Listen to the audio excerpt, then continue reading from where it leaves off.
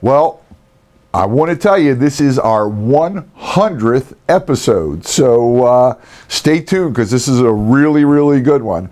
Brian Sachs here with another top originator secret to help you close more, make more, and still enjoy life. Are buyers really liars? This is part 3, folks. 3 of 3. This is the final one, and if you've missed the first 2 parts in this series, you really got to go back and watch them right now. We've talked about the questions to ask about income, assets, credit, and more importantly, how to ask them.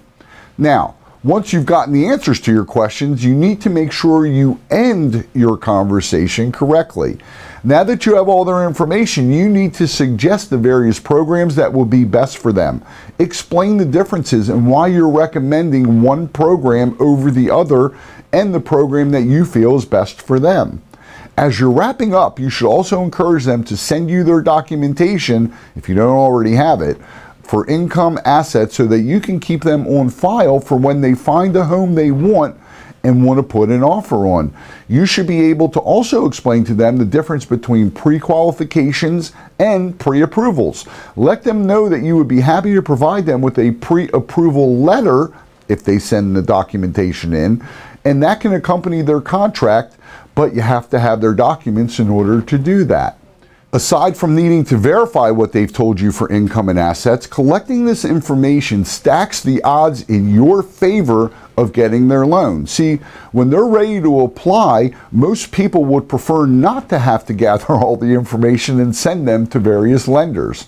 Before we wrap up this series, I have to tell you a little secret. I almost always prefer to meet with buyers in person or even online with Skype or Join.me. Why? Once you become a real person to them, the dynamic of the relationship with them changes. You can build trust, confidence, rapport, and more importantly, show off your expertise.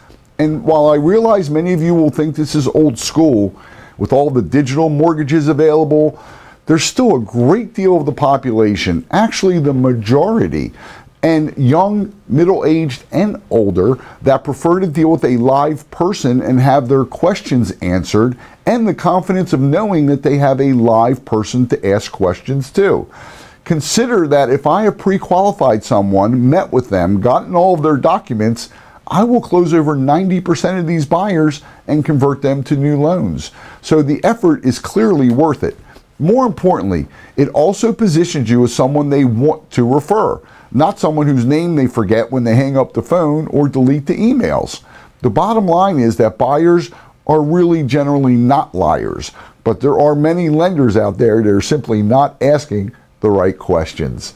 So, if you haven't seen parts 1 and 2, go back. And as this being our 100th episode, there is a large volume of great tips you can use to grow your business. And I'll be back next week with another Top Originator Secret. Make sure you visit toporiginatorSecrets.com.